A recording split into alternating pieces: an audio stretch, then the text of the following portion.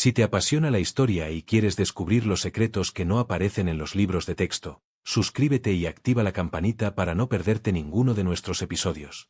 Hoy nos sentamos a la mesa del pasado. Vamos a viajar hasta los banquetes, los sabores y las costumbres más sorprendentes de la Roma antigua. ¿Qué comían? ¿Cómo bebían?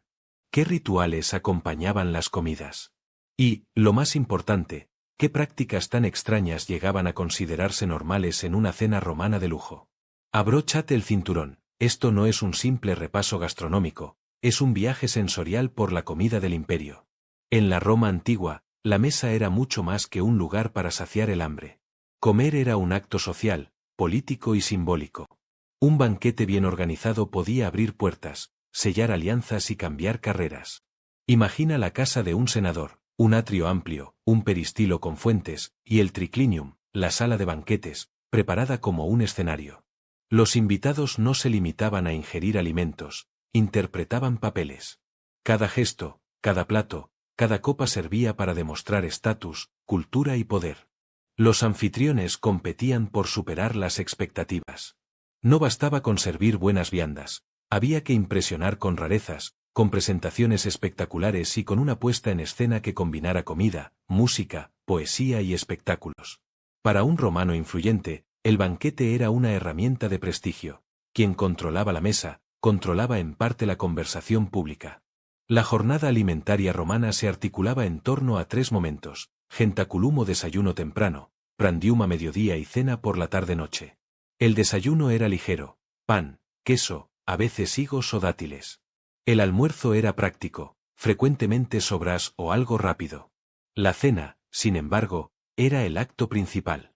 Allí se desplegaba la riqueza gastronómica, entrantes, platos principales y postres, acompañados siempre de vino, pero nunca tomado a palo seco. El vino se mezclaba con agua, a veces con miel, hierbas o resinas.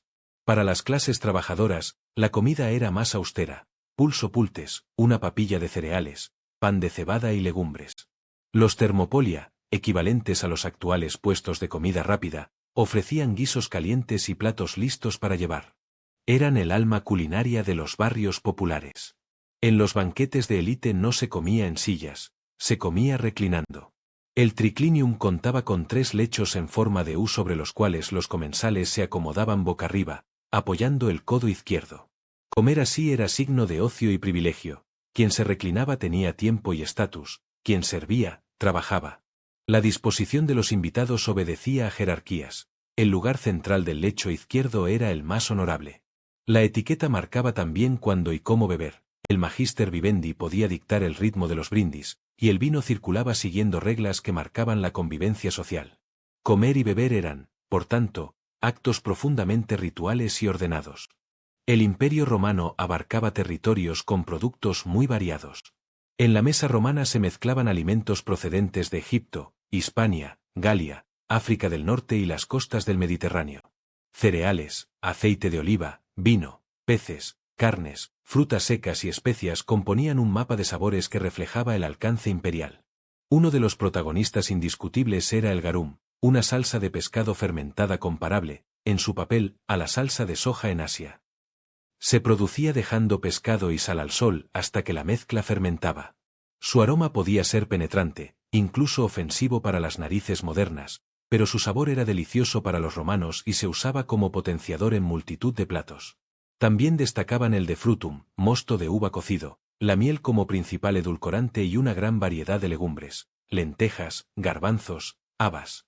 La carne se consumía, pero con distribución desigual. El cerdo era muy apreciado, y los mariscos y algunas aves, ostras, faisanes, flamencos, se reservaban para los banquetes de lujo. Los cocineros romanos podían ser auténticas celebridades. En la élite se buscaba al mejor cocus para crear platos novedosos.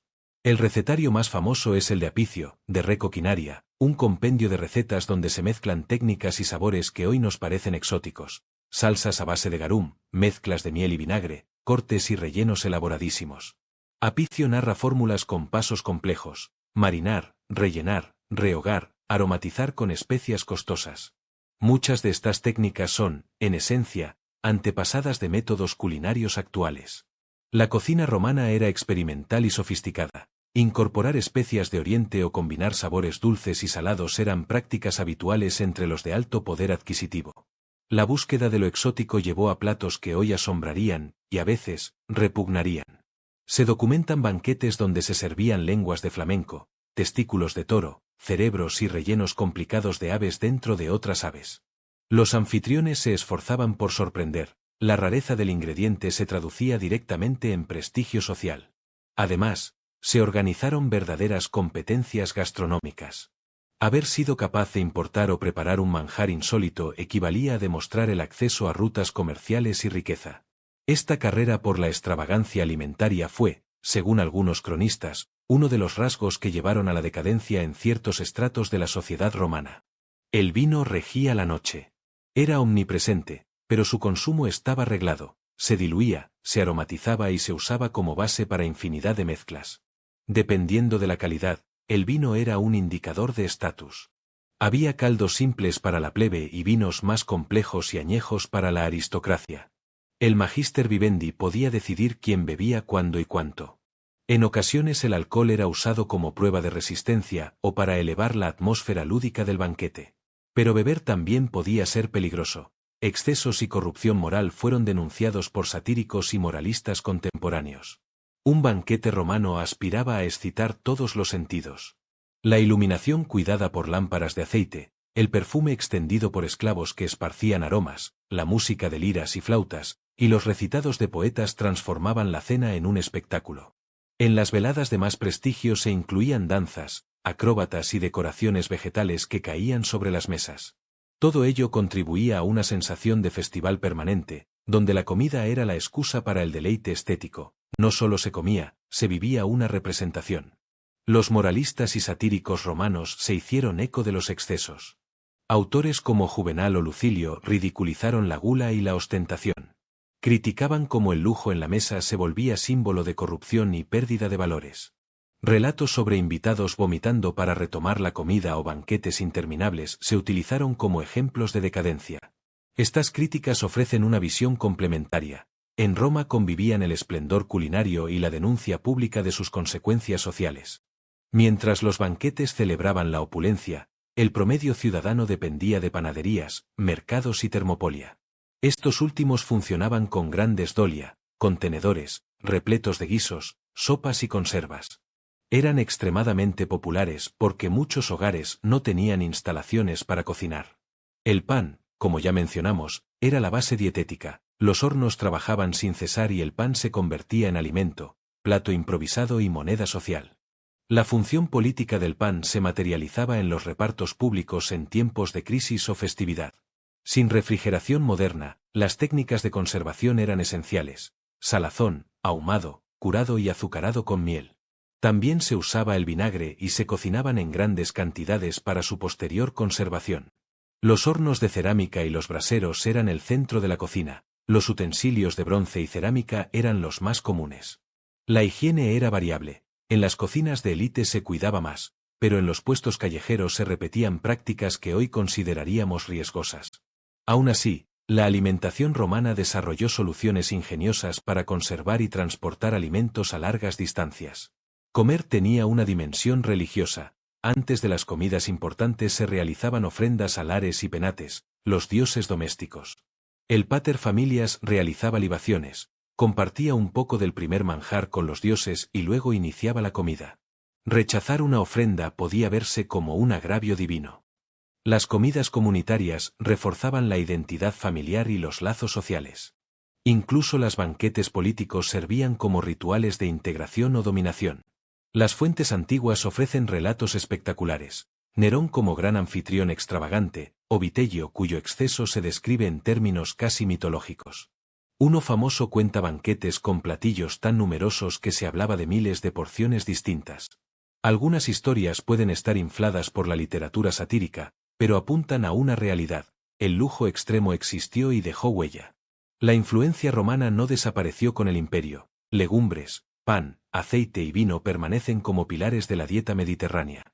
Técnicas como el hojar, masa, el uso de salsas fermentadas y combinaciones de sabores dulces-salados perviven. La idea de la comida como acto social, además, es una herencia cultural directa. La cocina romana se basaba en técnicas sencillas pero refinadas: guisar, asar, hervir, fermentar y freír. Se cocinaba en calderos de bronce o terracota colocados sobre braseros. El manejo del fuego era todo un arte. Los guisos se enriquecían con vinos, de frutum o garum. Las especias, importadas de lugares remotos, se usaban con moderación para subrayar sabores, no para enmascararlos. Muchas recetas sugerían el uso de hierbas aromáticas como el coriandro, el comino y la menta, con combinaciones que ahora nos parecen exóticas pero que eran habituales en las mesas de lujo. Los cocineros controlaban la textura: rostizar para lograr corteza crujiente en un cerdo, hervir para ablandar legumbres, reducir un caldo hasta obtener una salsa concentrada. Se usaban emulsiones simples con aceite y vinagre, se conservaban frutas en miel, y se elaboraban conservas de pescado en salmuera para largas travesías. La técnica y la paciencia definían el buen gusto. La alimentación no existe sin comercio. Las rutas que llevaban especias, cereales y sal atravesaban el imperio. Las ánforas transportaban vino y aceite, selladas y rotuladas con el origen y la calidad. Los comerciantes controlaban el precio del pan y podían enriquecer o empobrecer a barrios enteros según la llegada de grano. Durante malas cosechas, los disturbios por falta de alimento eran frecuentes, de ahí la importancia política del suministro de pan gratuito por parte del gobierno. Las ferias y mercados celebraban intercambios no solo de alimentos sino de ideas culinarias. Un plato de la Galia podía inspirar una variante romana, un condimento de Oriente podía reconfigurar un guiso simple. La economía del alimento movía imperios y definía alianzas. La cocina era territorio de esclavos y cocineros profesionales. Algunos esclavos especializados eran muy cotizados, dominaban recetas y tenían responsabilidad sobre la despensa. El trabajo en la cocina exigía conocimientos técnicos: conservar, salar, ahumar, marinar. Los cocineros de élite podían negociar su libertad o ser vendidos por grandes sumas. Ser cocus en una casa importante significaba crear platos que quedarían en la memoria social. Pero la mayoría de los que manipulaban los alimentos vivían en condiciones duras, percibían castigos físicos y trabajaban largas jornadas. Sus manos moldearon, sin embargo, la gastronomía que hoy nos llega. Para entender mejor, reconstruyamos una receta típica de Apicio, adaptada: la patina de pavo real, versión simplificada. Ingredientes: carne de ave, vino, garum, miel, pimienta, piñones, pasas. Preparación: deshuesar y rellenar la ave con mezcla de frutos secos y especias, atar, asar lentamente sobre fuego, glasear con miel y de frutum, servir caliente sobre hojas de laurel. El contraste de dulce y salado, la textura de la carne asada y el crujiente exterior buscaban una experiencia sensorial completa.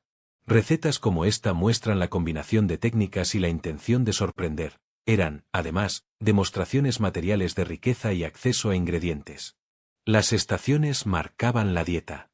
En verano predominaban frutas frescas, ensaladas y pescado. En invierno se recurría a legumbres secas, conservas y carnes curadas. Las festividades religiosas, como las Saturnales, traían abundancia y redistribución temporal de alimentos. Esclavos podían sentarse a la mesa del amo, las normas sociales se relajaban y se celebraba con exceso. Las cosechas determinaban la oferta y los precios. Un año de vino abundante podía reducir el precio, mientras que una plaga de langostas o malas lluvias provocaba hambrunas locales. La temporalidad condicionaba costumbres, celebraciones y economía doméstica. La alimentación también se relacionaba con la medicina. Galeno y otros médicos recomendaban dietas para distintos temperamentos: alimentos ligeros para el nervioso, comidas más consistentes para el sedentario. El vino diluido servía a veces de vehículo para remedios, ciertas hierbas se usaban para aliviar digestiones y vómitos. La relación entre dieta y salud era contemplada por la élite, que combinaba conocimientos prácticos con creencias tradicionales.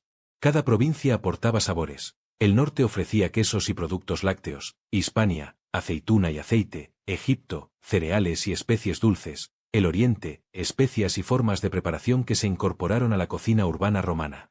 Esta fusión creó una gastronomía imperial que, a su vez, se adaptó y transformó en cada región. Cuentan las crónicas que tras la batalla de Actium se celebraron banquetes en los que el triunfo sirvió de excusa para festines memorables. Se narran historias de generales que ofrecían platos exóticos para atraer a aliados o humillar a rivales. En los mercados circulaban rumores: Tal cocinero había creado una salsa tan buena que el propio emperador la solicitó en palacio. Los relatos populares, mezcla de verdad y embellecimiento literario, alimentaron la leyenda de la cocina romana como símbolo tanto de genio culinario como de decadencia.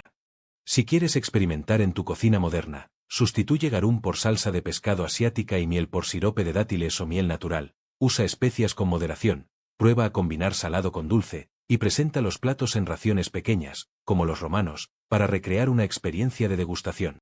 Así no solo cocinas, sino que entiendes una parte de su cultura. La mesa romana nos recuerda que la comida siempre ha sido mucho más que nutrición, es identidad, política, economía y espectáculo. La cocina del imperio nos habla de rutas comerciales, manos expertas, esclavitud, desigualdad y creatividad. Nos enseña que el sabor es memoria y que, degustando los restos de esas recetas, tocamos la historia. Gracias por acompañarnos en esta inmersión profunda en la gastronomía romana. Si te ha gustado el vídeo, comenta qué receta te gustaría que recreáramos en el canal. Dale like, comparte y suscríbete. No olvides activar la campana. Cada semana desenterramos nuevos misterios. Ave, espectador.